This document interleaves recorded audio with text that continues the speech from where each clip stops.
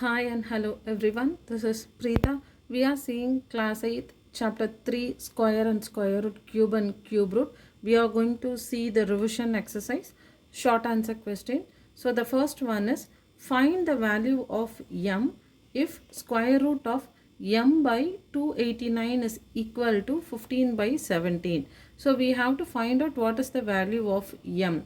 So we can see over here 15 by 17. So they have given the value 15 by 17, which means so square root of m by 289 will be square root of 15 square by 17 square, because so 15 square will be 15 into 15 and square root gets cancelled and the remaining value will be 15. So 15 square is nothing but 15 into 15 is 225. So square root of 225 by 17 square is 289. So square root of m by 289 is equal to square root of 225 by 289, which is equal to square root of 15 square by 17 square, which is nothing but 15 by 17. So we can conclude that m value m is equal to 225. We are going to see the second sum. Find the difference between 666 and its nearest cube number. So we have to find the difference between the nearest cubic number and 666. So from the table we know that 2 cube is equal to 8, 3 cube is equal to 27, 4 cube is equal to 64, 5 cube is equal to 125, 6 cube is nothing but 216, 7 cube is 343, 8 cube is equal to 512 and 9 cube is equal to 729. So we have to find the difference between 666 and the nearest cubic value. So we can see the nearest cubic value between 666 is 8 cube, which is 512 and 729. So when we subtract when we try to find the difference between 666 minus 512, so we will be getting the remainder as 154. When we take 9 cube, so 9 cube is 729 minus 666 is equal to, we get the value as 63. So we can see that 9 cube value is nearest, is closest value. Therefore we can conclude that 63 is the difference between the value 666 and its nearest cube. So nearest cube is 9 cube, which is 729. We are going to see the third sum. How many numbers lies between the square of 25 and 26? So we have to find out the numbers which lies between the square of 25 and 26. So first we will try to find the square value of 25 and 25. So 25 square is nothing but 25 into 25, which is nothing but 625. Same way 26 square is 26 into 26. So 26 into 26 is 676. So we have to find the number which lies between 625 and 676. So since we have to find the numbers between we have to find the number which lies between these two numbers. The numbers are 626, 627, 628, 629, 630, 31, so on up to 671, 672, 673, 674 and 675.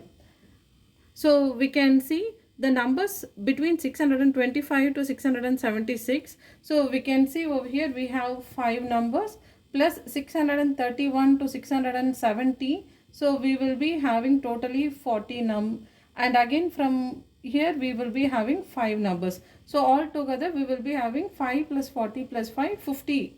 50 numbers lies between 25 square and 26 square. So finally we can conclude that totally 50 numbers lies between 25 square and 26 square. Fourth sum, we have to find the reciprocal of square root of 81 by 121. So first we will try to find the value of 81 by 121. So we know 81 is nothing but 9 into 9s are 81 and 121 is 11 into 11s are 121. So we can write this one as 9 square by 11 square. So we can try to cancel the square and square root value. So 9 by 11 whole square.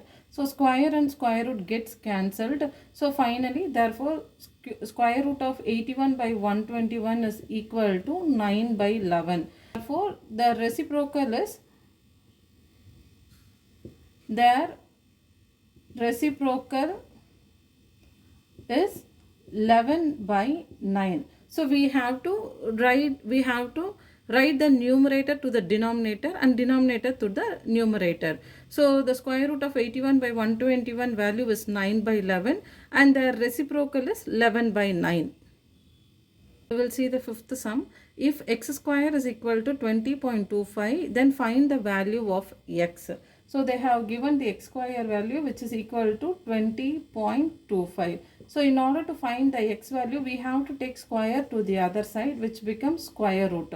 So square root of 20.25. So in order to solve this, we will try to remove the decimal point. So we have 2 digit after the decimal. So I am going to multiply and divide by 100. So when we multiply and divide by 100, when we multiply 20.25 into 100, so decimal point moves 2 steps forward. So this becomes square root of 2025.0 by 100. So the denominator 100 I have written as it is. So now I have 20 point, this I can written as 2025 by 100. We'll try to find the square root value of 225. So when we factorize the value, since we have 5 in the ones place, I can take 5 table. 5 4s are 20. So 0 and 5 5s are 25. So again 5 8s are 40 and 1 81. So 9 9s are 81 and 9 1s are. So therefore square root of 225 by 100 is equal to square root of 225 can be written as 5 square into 9 square and 100 can be written as 10 into 10. So 10 into 10 which is nothing but 100 which is nothing but 10 square. So 10 square. Now we can try to cancel the square and square root. 5 into 9 by 10 whole square. Square and square root gets cancelled. 5 into 9s are 45 by 10. So when we divide 45 by 10, it becomes 4.5. So therefore x value is equal to 4.5. Square root of 20.25 is equal to 4.5. We will see the sixth sum. State true or false. So cube root of 27 plus 64 is equal to cube root of 27 plus cube root of 64. So here in order to find the cube root of 27 by 64, we have to add both the values. So 27 plus 64 we will be getting the value as 91, which is equal to cube root of 27. So when we try to divide 27, 3 9s are, 3 3s are and 3 1s are. So cube root of 3 cube. Same way when we take 64, so 64 when we try to divide, so 2 32, 2 16, 2 8s are 16, 2 4s are 8, 2 2s are and 2 1s are. So we can pair 3 terms, so which will be cube root of 2 cube, so 2 cube into 2 cube. So this cube and cube root gets cancelled. So this becomes 3 plus. So cube root and cube gets cancelled. 2 into 2s are 4. So here 91 will become 13 into 7s are 91. cube root of 13 into 7 is not equal to 7. Therefore, the statement is false. Cube root of 27 plus 64 is not equal to cube root of 27 plus cube root of 64. The given statement is false.